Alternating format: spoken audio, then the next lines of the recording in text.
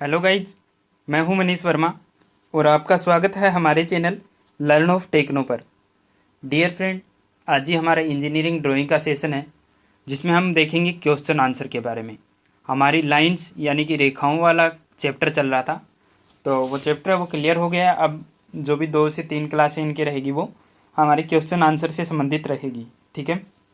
इससे पहले कि अगर आपने वीडियो नहीं देखी है तो डिस्क्रिप्शन में लिंक मिल जाएगा, वहाँ से आप देख सकते हैं। सभी ट्रेडों के लिए बहुत ही मोस्ट इम्पोर्टेंट लेसन है और जो क्वेश्चन आंसर रहेंगे ये very very important question answer है। इनमें से ही आपको क्या क्वेश्चन देखने के लिए एग्जाम में मिल जाते हैं। ठीक है, चलिए क्लास को शुरू करते हैं। फर्स्ट क्वेश्चन है, रेखा से आप क्या अभिप्राय है।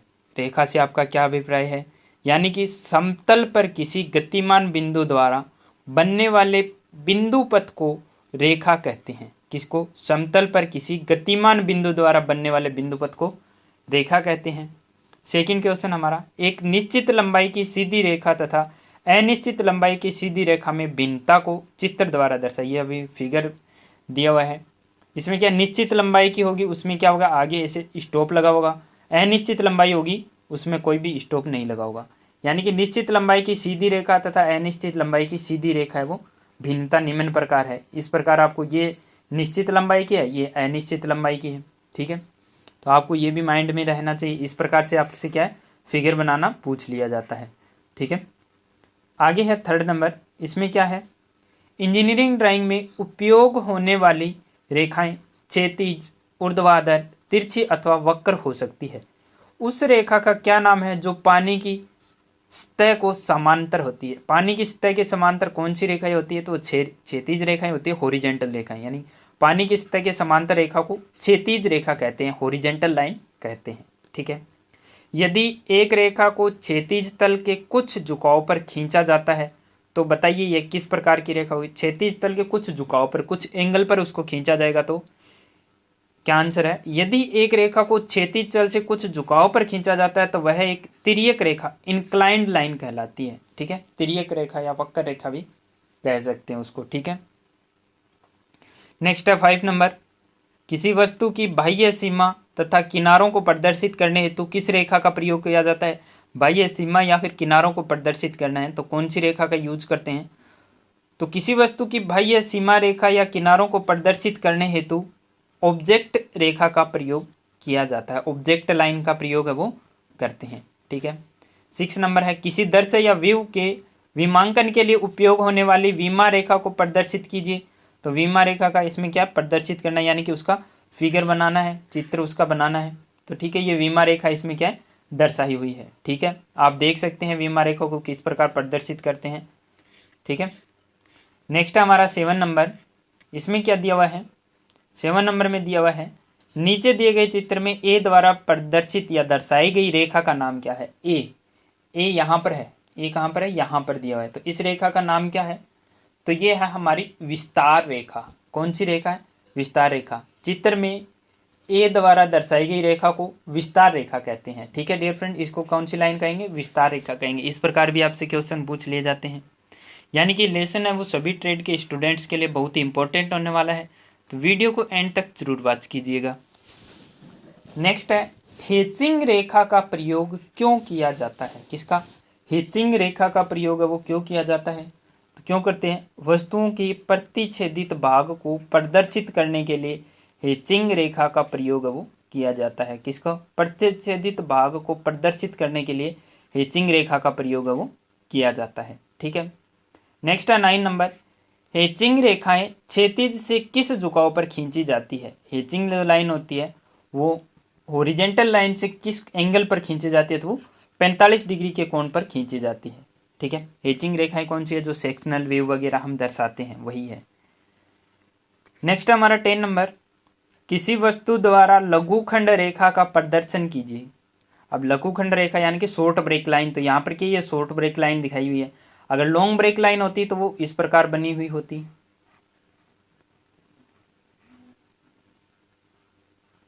ठीक है, इस प्रकार होती वो लॉन्ग ब्रेक लाइन होती। ये क्या इस प्रकार बनी हुई है, तो ये शॉर्ट ब्रेक लाइन है। ठीक है, लघु भंग रेखा भी बोलते हैं इसको, या फिर लघु खंड रेखा। नेक्स्ट है 11 नंबर।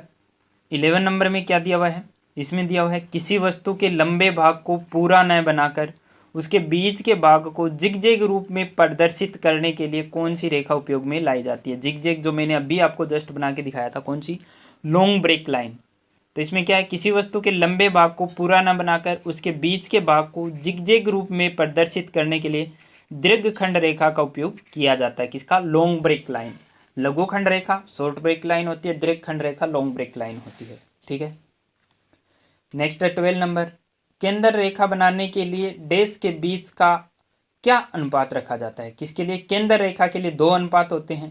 केंद्र रेखा बनाने के लिए 6:1 और 4:1 के अनुपात में डैश बनाए जाते हैं। 2 अनुपात में बना सकते हैं, चाहे तो इस अनुपात में कर सकते हैं, चाहे इस अनुपात में, या फिर 5:1 भी ले सकते हैं, यानी कि 6 से 4 के बीच में ले सकते हैं। ठीक है, नेक्स्ट है 13 नंबर। उस सीधी रेखा का नाम बताइए जो कि 2 बिंदुओं की वक्र तथा एक विशेष प्रकार के पैमाने से होकर जाती है।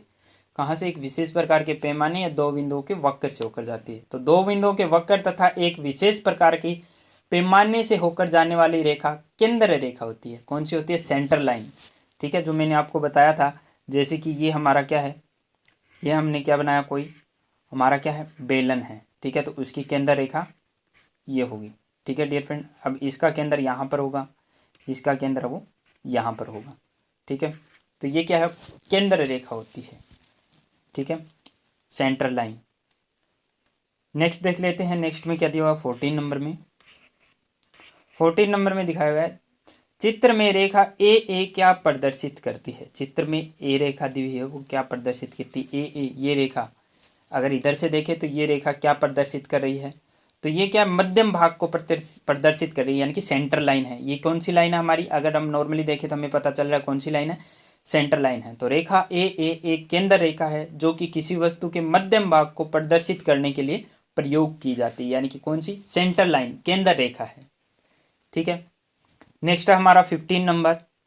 15 नंबर में क्या दिया हुआ है, 15 नंबर में दिया हुआ है, दी गई रेखा ए बी पर लंब डालिए। अब जो लंब डालने, हमने क्या पीछे थोड़ी सी उसकी डेफिनेशन देखी थी, ए बी रेखा पर लंब किस प्रकार डालना है। तो क्या करना है, ए बी लाइन को खींचना है, उसके बाद में ए को सेंटर मानना है, बी को सेंटर मानना है, आधे से अधिक प्रकार खोल के ऊपर चाप लगाना है, नीचे लगाना है। बी पर आधे से अधिक खोल के इधर काट देना है, इधर काट देना है, इसको क्या कर देना, मिला देना, जो यहाँ पर केंद्र आएगा वही क्या होगा, लंब होगा। ठीक है डियर फ्रेंड, तो इस प्रकार से ये क्या है, बनाया हुआ है। नेक्स्ट है, दी गई रेखा ए बी के समांतर रेखाएं खींचना है। ए बी के समांतर रेखाएं भी हमने खींचनी देखी थी। ठीक है, पीछे फिगर में, सॉरी पीछे लेसन में हमने क्या है, सभी चीज़ों को क्लियर किया था, तो यहाँ पर ज़्यादा डिफाइन करने की आवश्यकता नहीं है। फिगर देखते ही आपको क्लियर समझ में आ जाना चाहिए। क्या किया, ए बी एक रेखा को खींची, फिर एक पॉइंट इधर से लगाया और बी की तरफ से एक पॉइंट इधर से लगाया। इनको सेंटर मानकर क्या है, समान हाइट पर क्या कर दिए, 2 चाप लगा दिए, इनको आपस में मिला दिया। तो ये क्या बन गया, इसके ये रेखा और ये रेखा दोनों क्या रहेगी, समानांतर रहेगी। नेक्स्ट है 17 नंबर। 40 मिलीमीटर की एक रेखा ए बी को समद्विभाजित करना है, समान 2 भागों में बांटना है। तो वो किस प्रकार से हम डिवाइड करेंगे, इसका फिगर भी हम आगे देख लेते हैं। इसको भी हमने देखा था कि किस प्रकार 2 भागों में डिवाइड करना है। ठीक इसी प्रकार से डिवाइड किया हुआ है। ठीक है, ए बी एक लाइन खींचनी है, ए को केंद्र मानना है, बी को केंद्र मानना है, दोनों तरफ से चाप मार देना है और क्या मिला देना है आपस में। ठीक है, तो ये क्या है, समद्विभाजित हो जाएगी, ऊपर से नीचे, नीचे से ऊपर की ओर। नेक्स्ट है हमारा 18 नंबर। 18 नंबर में क्या दिया हुआ है, किसी रेखा के द्वारा 2 समान भागों में विभाजित होने वाली दूसरी रेखा तथा पहली रेखा के मध्य बनने वाले कोण की माप बताएं। क्या बोला है, किसी रेखा के द्वारा 2 समान भागों में विभाजित होने वाली दूसरी रेखा तथा पहली रेखा के मध्य बनने वाला कोण का माप बताइए। आपको अगर समझ में नहीं आ रहा है तो इसमें बता देता हूँ आपको क्या पूछा है इसने पूछा है कि ये कोई रेखा है, ठीक है, ए बी के हमारी कोई रेखा है। ठीक है, और इसको विभाजित करने वाली रेखा कौन सी है, ए बी ये रेखा, इसको विभाजित करने वाली सी डी रेखा है। तो इनके बीच का ये कोण पूछा है, चाहे इधर ले लो चाहे इधर ले लो। ये कोण कितने डिग्री का होता है, 90 डिग्री का होता है। बिल्कुल नॉर्मली सी बात है, समद्विभाजित 2 समान भागों में विभाजित कर रहा है, तो वही इसमें पूछा हुआ है। आंसर में क्या दिया हुआ है, किसी रेखा के द्वारा 2 समान भागों में विभाजित होने वाली दूसरी रेखा तथा पहली रेखा के मध्य बनने वाले कोण की माप 90 डिग्री होती है, 90 डिग्री होती है। ठीक है डियर फ्रेंड, आज की वीडियो में बस इतना ही।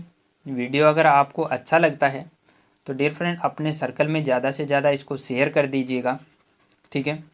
इसके अलावा हर शाम 6 बजे आपको मिलेगा एक क्वेश्चन क्विज में, और हर शाम 8 बजे आपको मिलेगा एक नया वीडियो, ठीक है, जो आपको डेली रूटीन में मिल भी रहा होगा, ठीक है डियर फ्रेंड। इसके अलावा अगर आप न्यू व्यूवर हैं तो चैनल को सब्सक्राइब कर लीजिएगा, ठीक है। टेक्निकल जॉब रिक्वायरमेंट से संबंधित और टेक्निकल नोटिस के वीडियो भी हमारे चैनल पर आपको मिलते रहते हैं, ठीक है dear friend. Wish you all the best.